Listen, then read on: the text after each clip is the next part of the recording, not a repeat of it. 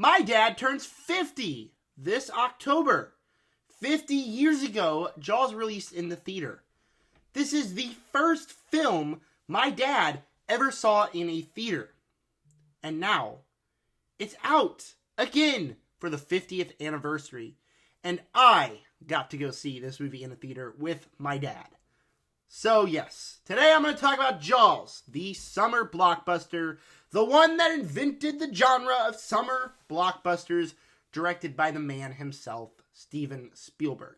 Now, some background on me.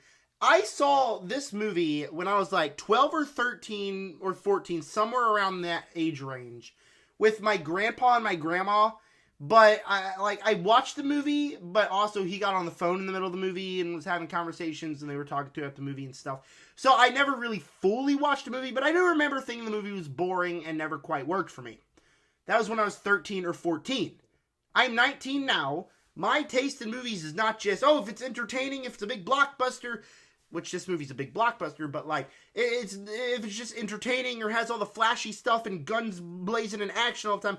No, now I have a more sophisticated film taste, and I was excited to go watch this movie. I was really, really hoping I was not let down. I was really, really hoping I would be converted to a Jaws lover, and well, I did. I was converted to a Jaws lover in that IMAX theater that night. Before I talk about Jaws, as the movie turns 50 years old, I would love to know your opinions on the movie down below in the comment section.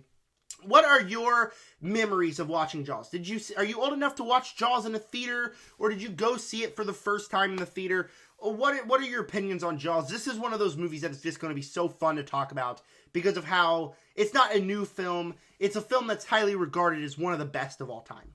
And looking back on my channel, I don't think I've talked about a movie or reviewed a movie that is going to be considered one of the best of all time, especially one not as prominent as Jaws. So this is going to be very exciting to talk about. And with that said, I fell in love with Jaws in the theater. I thought this movie was great, and the one thought out of my head leaving that movie, which is ironic considering how much I hate hearing people say this. Trust me, guys, I work driving a tool truck to different mechanic shops, where I go in, I talk to mechanics, I try to sell them tools, and you gotta have conversations with them. And so several of them, we get to talking, we're talking about movies, and people say, yeah, there's just nothing ever good released out in theaters. People on my comment section, there's nothing ever good released out in theaters. Nobody ever makes any good movies anymore. Which to them I say, if you believe that there's never any good movies anymore, you are stupid, because there are good directors out there with great visions that make great movies. I mean, literally the one stuck in my head that released this past month was Weapons. Anyways, a lot of people just getting so ridiculous when they say that, saying that movies aren't as good back then. Well, with all that said about how much I hate that phrase, they just don't make it like this anymore. There's never going to be a movie like Jaws. There's never going to be another movie like Jaws.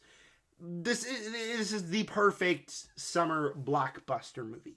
Steven Spielberg has made 3 of the all-time best films of ever.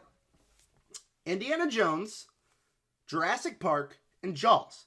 With that right there, I think most people would have to consider him the greatest director of all time.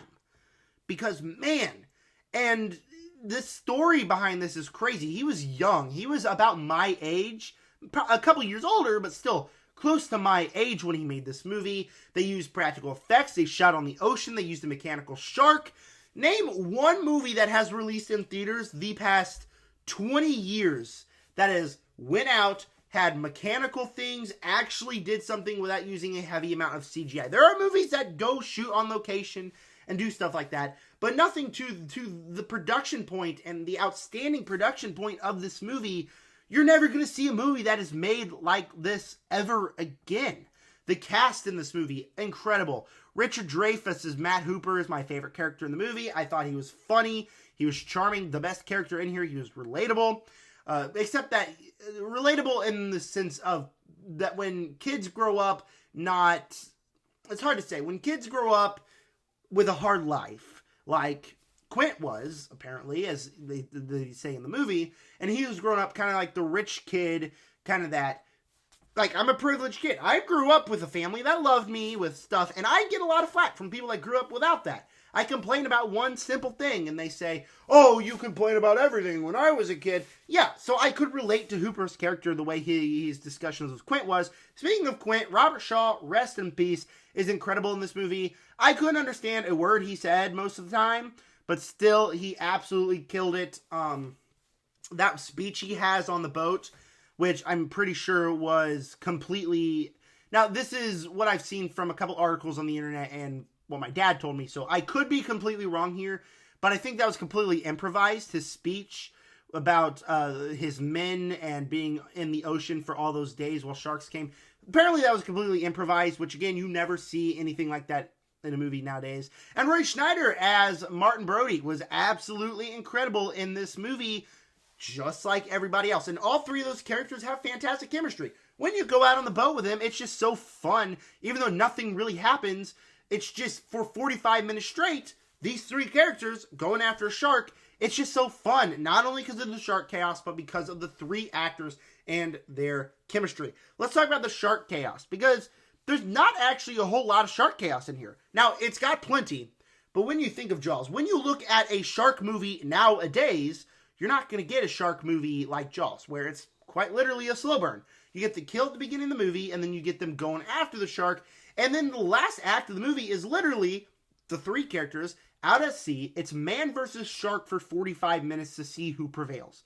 Nowadays, shark franchise is The Meg, where Jason Statham is fighting a bunch of big, ginormous creatures. It's stereotypical fun, but it's not Jaws. Jaws did it special. It feels special out there, not only because of the way the movie was shot, the way it was made, not only because of the fantastic direction by Spielberg, not only because of the incredible cast, but because of just how it feels, the vibe, how it creates the blockbuster. We would not have the blockbusters of today if Jaws did not exist. It is close to being a perfect movie. Now, I will talk about that in just a second. A couple minor flaws I have, but overall. Also, the movie's PG, and we get like so much blood and gore in here. Quint's death, I was shocked at how gory that it was. A couple of the kills, you see just meat and blood just rise up to the surface.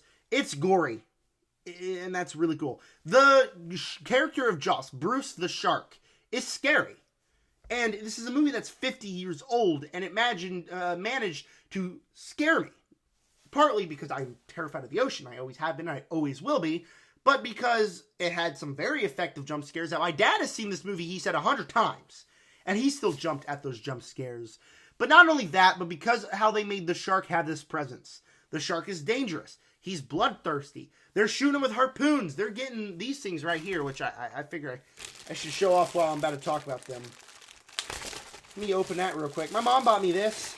I also have the shark popcorn bucket. Bruce popcorn bucket. But it's at a different location right now. It's not at my house. But while they're shooting these, and he's just dragging these along. There's something shaking inside here. Can I open this? Okay. It's just a cup. It's a Jaws cup. It's really cool. Really cool. Anyways, done talking about the cup. He's just a scary shark. He's got his own screen presence. The dialogue in this movie is perfect. Again, when you're just sitting around at tables and enjoying listening to the dialogue, it's really fun. And then you have iconic lines. Again, bringing this up, like, you're going to need a bigger boat. Just an iconic line. And even though I didn't grow up loving this movie, I had chills running down my spine during that line and several other lines said in the movie. So that was just incredible. The movie was paced, and this is where I'm going to start talking a little bit about things that are negatives. I'd say the movie took about half hour for me to get into. I was not fully on board, and it's more around when Hooper shows up that I fully got on board. Like, oh yeah, this is really good. Again, saying Hooper was a big standout for me, but then it just started getting really investing, and I do think they could have trimmed a little bit off. The runtime is 2 hours and 10 minutes. It feels massive, like a massive blockbuster, but still at the same time, the more the movie goes on, the more I was thinking, okay, you could have cut this sequence out, Spielberg. You could have that necessarily didn't need to stay in the movie. So the movie is slower and it does have some pacing issues, which is why I left the theater not thinking Jaws was a 10 out of 10 movie. It's still a 9.5 out of 10. It invented the blockbuster. I could sit here talking to you all day about how phenomenal Jaws is, because it really is just that good. Alright, before I give you my final score on Jaws, I don't think I have anything else to say about the movie. It is just a perfect summer blockbuster, does everything right, and we're never going to get a movie like this ever again. This movie is completely special. And that's what makes it so perfect. Saw it in IMAX. It was awesome to see in IMAX. They remastered it for IMAX, and that it's the way to go. I know it's not in theaters anymore. A little bit delayed putting out my review, but still, I highly recommend you check this out. If you haven't seen it, it's a must-watch movie. If you have seen it, go watch it again, because, man, it's just that good of a movie, which is crazy, because out of the three Spielbergs, Jurassic Park, Indiana Jones, Jaws, I'd say Jaws is my least favorite. That's how good of a director he is. I could sit here and say how much this movie was awesome, and it's my least favorite out of the three. Spielberg might be the best to ever do it. Before I give you my final score, it would mean a lot to me if you'd hit that subscribe button, just like Jaws hits the boat in the end of the movie. And while you're down there, hit the notification bell. Maybe if this video does well, we'll review Jurassic Park and we'll review Indiana Jones and talk about why Steven Spielberg is the best even more. If you guys enjoyed it, let me know down below. Jaws is getting an A from me. Like I said, it does have some pacing issues. That's going to take it back from the A+. But hey, it's still an instant 4K purchase. Maybe one more watch. Again, this is technically my first official viewing of the movie, so maybe another watch is going to give that A+ and the Zach D Films seal of approval. But for now, I'd have to give it an A, which is still a really great score. All right, thank you guys for clicking on my Jaws review, and with that said, subscribe.